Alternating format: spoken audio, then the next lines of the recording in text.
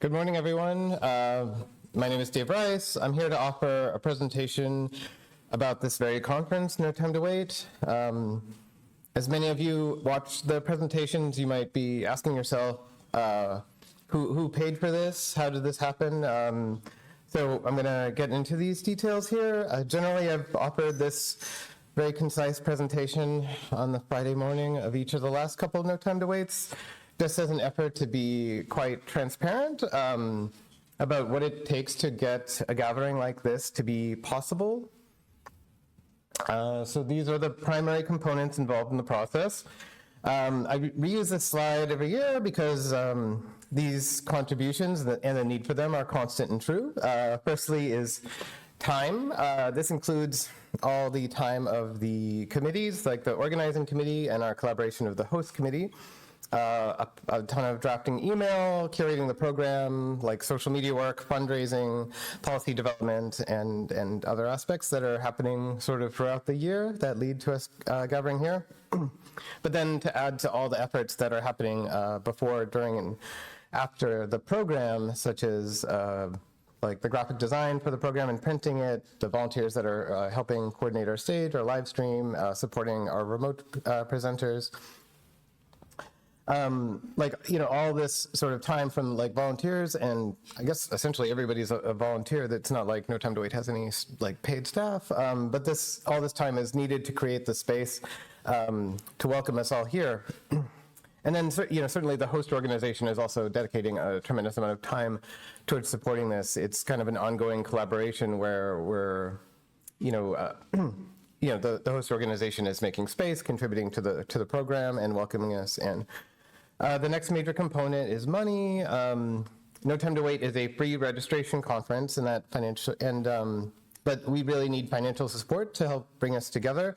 So we wish to thank a lot of our sponsors, like Being Media Area, the Digital Preservation Coalition, Memoria, CNA, AV Preservation by RetroCH, and ZKM itself for their financial support. I'll get more into the details of that support and our expenses in the subsequent slides. The last component is love.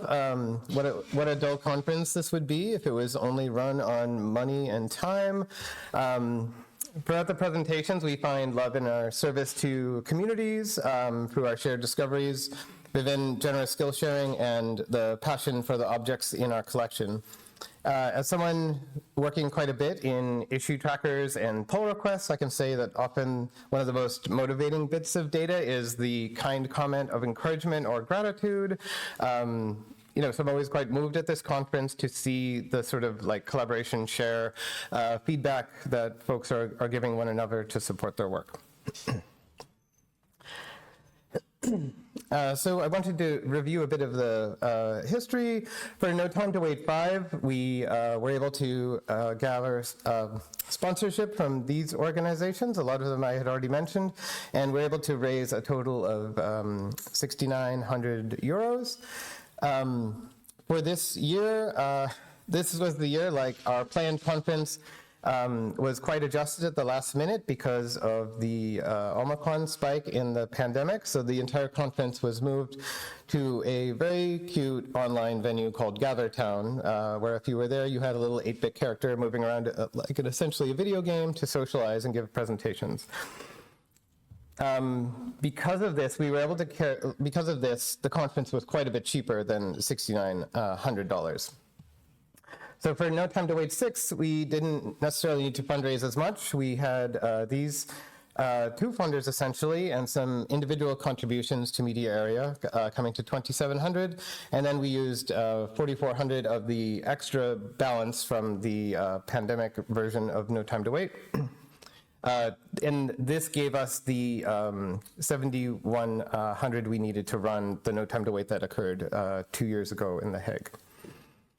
Last year we were in Prague. We had a slightly different list of funders. We were still carrying over some extra funding from No Time to Wait 5. I believe this was potentially like our highest budgeted No Time to Wait, and I remember we were quite proud to say that we had like the most amount of travel grants for any of our conferences thus far. And then with this one, we're out of this sort of extra money we had saved from the pandemic conference. So this particular conference, we raised €44.50 from these individuals, or these organizations and individuals. And then I wanted to get into the expenses. This year, we were not able to support as much travel grants because of the total amount of fundraising we had. So we just had €250 going out to travel grants. There were also some additional programs from the DPC and DPOE that were funding travel grants to participants directly rather than contributing money to the No Time to Wait organizers to dish out.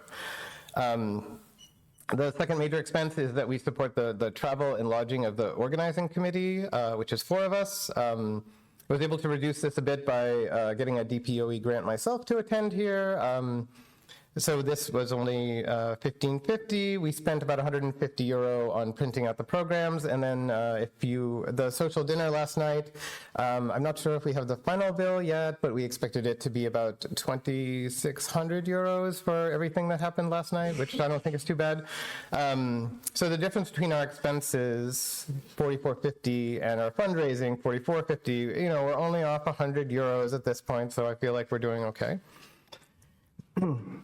And then there's a couple of acknowledgements I want to give. I definitely want to acknowledge that media area invests a tremendous amount of coordination, administrative support, and time in helping manage the finances and sort of being the sort of institutional core of a conference that moves around quite a bit. And then obviously, ZKM as our host is making such a substantial contribution by offering us this space, all the technical support, but then the staff members of the host organization, ZKM, that are participating on the host committee are jumping into all of our planning meetings, helping us with the program, designing the emails and stuff. And then not only are they letting into this space, but they're also giving us a tremendous amount of sandwiches when we're hungry and coffee.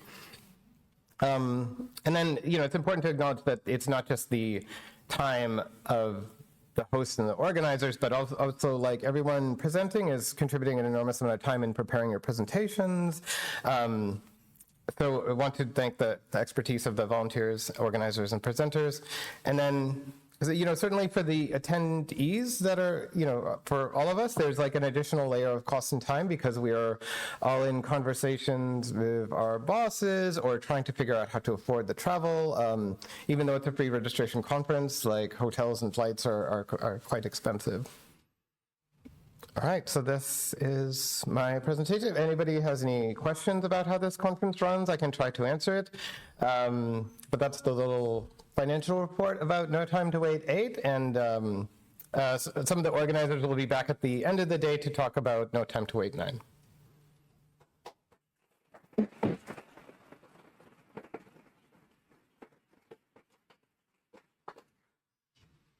Are there any questions for Dave or for the No Time to Wait organizing committee?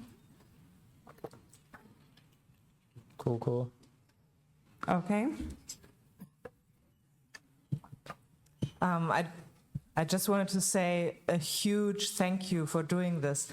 And having put conferences together myself that cost $30,000 or $40,000, I know what a huge accomplishment it is that you offer a registration-free event that is so low threshold for all of us to attend, especially in times where we have to, fight for every bit of travel funding that we can get.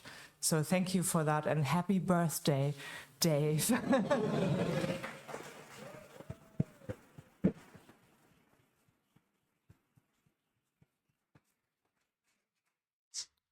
Thank you for your question, Joanna. Okay, thank you very much. Yes.